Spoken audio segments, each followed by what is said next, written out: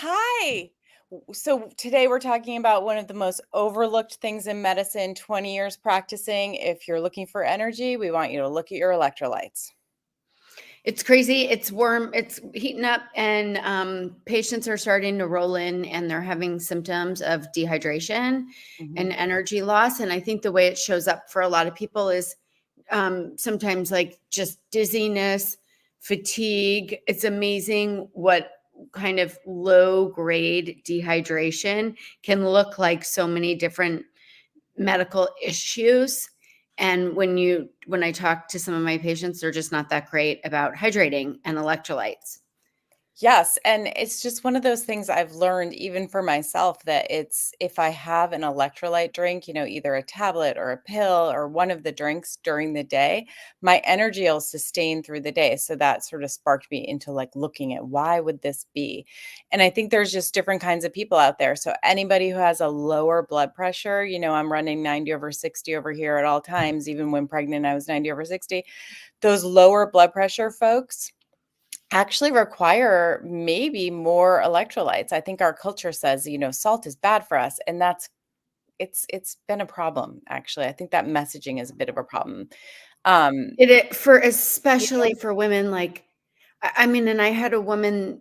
There's just so much medical information out there, so people grab snippets. Like I had a woman with some thyroid dysfunction, and so she just cut out all salt because she read somewhere that probably that iodine was bad for her, or there Mhm. could be an iodine issue.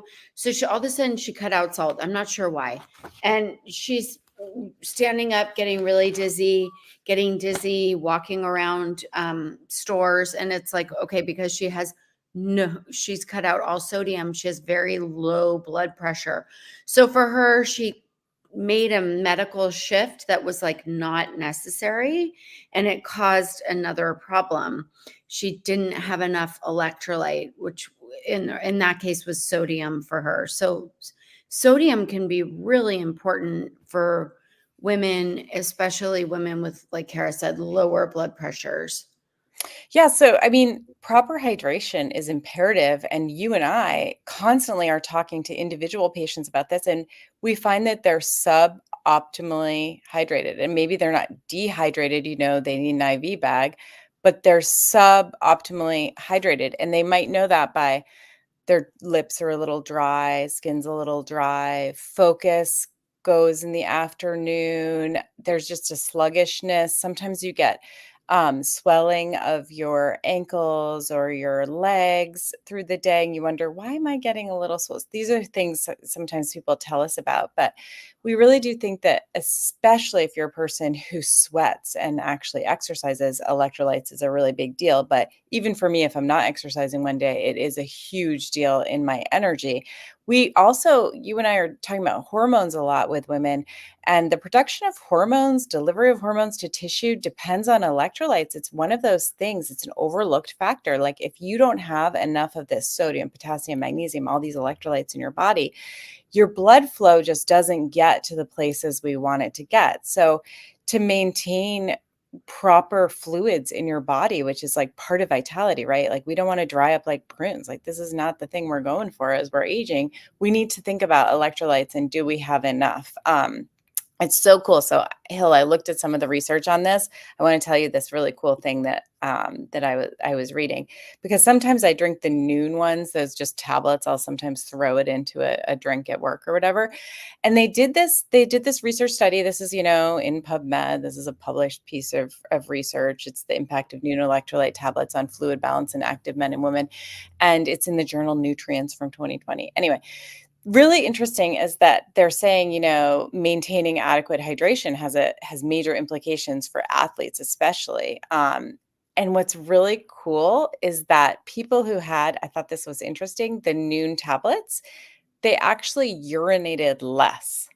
So what does that tell us? Is that they're keeping fluid in their blood vessels where we want fluid to go. We don't want fluid to like leak out into the spaces or go out as urine. We want to hold our fluid in our body. And so one difference between having an electrolyte drink or water is that the electrolyte drink might actually allow you to hold fluids in your blood vessels and in your body. So that's like so cool that they actually have their research on that, you know? So interesting that you would think I'm having electrolytes, I'm drinking this, I'm going to urinate more, but you're not. You're holding fluid in the body. I think a lot of patients will present saying things like, I drink a lot of water. I drink so much water. I drink so many of these a day. And I'm losing a lot of fluid and I always feel thirsty. Mhm, It's like it's not working. And those are the people that definitely need an electrolyte. It's like the water needs to be charged. And mhm, like Kara said, so that it can cross over, be in the vessels and not filtered as much out so that you're not losing as much out when you're urinating, you're holding the charge. mhm, And I think that many of us are using reverse osmosis for water filtration, and some of us aren't getting as many minerals in the water, and so an electrolyte's a really good way to make sure that you're getting enough sodium potassium in balance. Some mhm, have vitamin C's, some have different levels and different amounts, some are saltier than others. mhm, You can make your own at home electrolyte, and many women will, when I ask them, like, especially the ones getting dizzy when they stand up or feeling faint or dizzy, I say, what do you crave? Do you crave salt? Oh my gosh, I crave so much salt. Like mhm. the other day, my patient said that she was like licking the bottom of her cracker bag, and I'm like, okay, so Yeah, you need a little bit of salt in your I'm beverage. like Like that. Mhm, somewhere along the line, you just aren't getting enough sodium. And mhm, so you can make your own electrolytes potion at home. We have with Himalayan salt, like a pinch of Himalayan salt, organic lemon juice, a little bit of honey or maple syrup to taste, because some people won't want to drink salt water. But I have had patients literally with such low blood pressure that they crave salt water. And drinking salt water is like that. To me, that's like crazy. And your body must really, really mhm, be screaming, I need this, I need sodium. So what we don't want is, there's this trend of like drinking gallons of water. Water needs to be properly balanced. You can mhm. overhydrate and cause what's called hyponatremia or hypokalemia, which means that you don't have enough electrolyte. These things are really important to keep your heart going. Right. Yeah, you So can dilute out. That's dangerous. that's dangerous. So you want to aim for about half your body weight in ounces of water. You can add an electrolyte to that. So that's a baseline. If you're sweating a lot more, if it's super hot and you're losing a lot of fluid, or if you're drinking alcohol or you're drinking caffeinated beverages, coffee are they you lose a little bit of extra fluid. They're diuretics, so you could just drink a little bit more kind of for your vices, but you don't need to be drinking 2 gallons of water a day or Which we anything have like. people tell us. We That's not do. okay. All the time, you and I, because we think more is better. That's like a cultural norm for us. Like we're always trying to break that pattern, and more is not better for health stuff. It really isn't. There's very few health things that more is better. Even more exercise, more sleep, more those things. You can go overboard on all these things. There's always this happy medium, and electrolytes are kept super tightly regulated in the body. It's a small range. Your body works hard to do that, and so I get nervous when people are drinking. They're like, "Oh, I drink at least a gallon a day." And I'm thinking, okay, how much are you actually sweating? How much are you losing in heat? How big of a person are you? Like, what are we looking at here? Is your urine just totally clear? Is it straw colored? What do we have going on here? Because it is dangerous to be overhydrated. I think we see that a lot. I have had patients go to the ER. Literally had a patient go to the ER with a water bottle because it's always thirsty, always, always thirsty.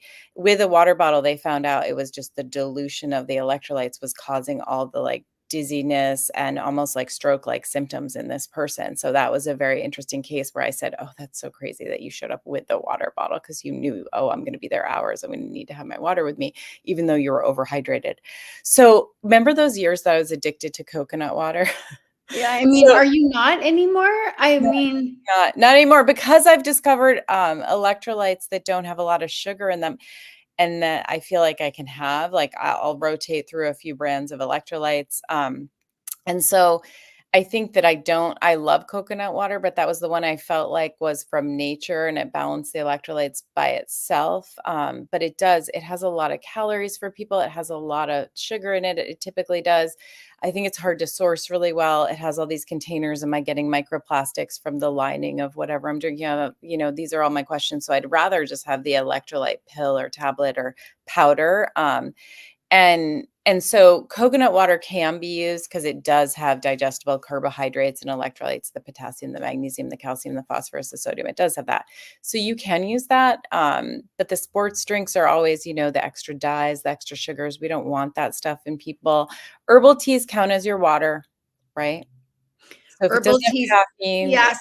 So for people who hate water, and mm, also I just did an Instagram reel asking people what do they like to drink when they're not drinking, and just finding out like many people don't like to drink water, but if you squeeze some grapefruit, squeeze some lime juice, somebody said pineapple juice in water, like muddling up a little pineapple and mint. Like if you don't like water and you tend not to drink it, then spritz it, like juice it up with something, and that can make a huge shift. Watermelon, a little bit of watermelon muddled in the water, any of these things. We want, just so you know, electrolytes in general are minerals that we should be getting in our food. Okay. But I think as the food supply dwindles, as people use sometimes reverse osmosis water and a lot of that, the minerals are taken out, they are getting potentially not enough minerals. So that's potassium, magnesium, calcium, phosphorus, sodium. So that's like a big reason why people eat bananas after a workout or for cramping, is because the potassium, they're having a potassium deficiency. Many people, like we said before, the dizziness is like a sodium issue. So these things, the right amount of calcium, the right amount of magnesium, they're all really important for muscle function, heart function, mhm. and hydration. So it's one of the hacks is using some of these great electrolyte drinks. Yeah, or like a slice of cucumber in your water goes a long way. It tastes like you're at the spa or something, it's like gives it a refreshing thing. But, you know, also I think some of the GI issues that you and I are talking to people about Yep. all the time are this electrolyte imbalance piece. So whether you're having loose stool or constipation, it could be this. It could be that you just don't have the right amount of electrolytes. So trying that there might be really interesting for people because the transport across like the lining of the GI is really important for fluid transport. These electrolytes are key there, and vitamin K is key. So we just had a friend who had us try a new electrolyte powder, and it was so interesting because there were three naturopaths there, and we're checking out the ingredients because we like to read the ingredients like crazy people, right? We're so nuts on the exact form of the minerals and where is this sort, we're like that. All three of us said, "This is so cool. You have vitamin K in here." I don't think I've ever seen an electrolyte have vitamin K. And in the reading I was just doing, kind of trying to right before hopping on with you, Hill, it was really interesting because you and I know because we took all these sciencey classes that vitamin K is really important for electrolyte and transport of nutrients, etc., over cell membranes. So somewhere in their research, they must have come across where what I was reading, because vitamin K might be a big determinant here of whether people can keep the electrolytes in their blood vessels and have that balance in their body. Mm. Because I think we test vitamin D in people now. We didn't when we used to. When we first became doctors, that was a new thing, right? But we don't test vitamin K really in people. And I wonder if because we do things like pasteurized milk and we destroy nutrients by heat and things for our food supply, which, we probably need to get rid of toxicity and pathogens and things like that. But because of the way we have our food, we might be all low in vitamin K these days. And so having that vitamin K in there might be a trick for some people. So I'm interested to sort of play with that product and see over time, okay, are there certain people that this really changes their GI health, their energy, everything, because it has the vitamin K in it. What's it called? Oh Is my it gosh. high bar? Thanks. I'm like having a serious Is it high bar? I'm gonna go get it. do you have one? I do have one. You talk Okay, for a good. second. I have one. Hold on. Okay. I was like, she's just totally challenged my perimenopausal brain. Oh my goodness. So the other thing, many people, she's talking about vitamin K. Vitamin K isn't often in electrolyte drinks, but for many people that are supplementing vitamin D, usually that comes with vitamin K2. So we really like that formulation that when you're doing vitamin D, which is a whole separate combo, but that's where most people are getting vitamin K or in a multi-mineral. And the name of the product is High Burst. I got it. Come back.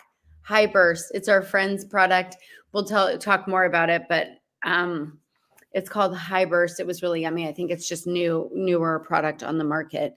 You're The right. first, High burst. I Good job. just said hi. It came to me. It just was very slow. Do you like that for all the you guys out there with hormone issues? Did you see how slow it took for my brain processing to happen? Yep. How many women come to us and they're like, we have like ADD or our brain isn't working as well, or we have memory problems. And it's just like this slow turning machine. Like you get there. It's just like not like it used to be. Yeah. But that vitamin K might be a key to actually keeping hydrated. I'm really going to try that with some folks. We'll come back and tell you all how it goes Okay, with that. great. But everybody keep hydrated in the summertime. That's especially important, but try it and see if your afternoon fatigue goes away. It's a challenge for you all because I think it's really interesting, but it definitely does for me. I love it. And what a great thing, like at noon or at 2, pop a electrolyte, see how that sort of serves you. Love it.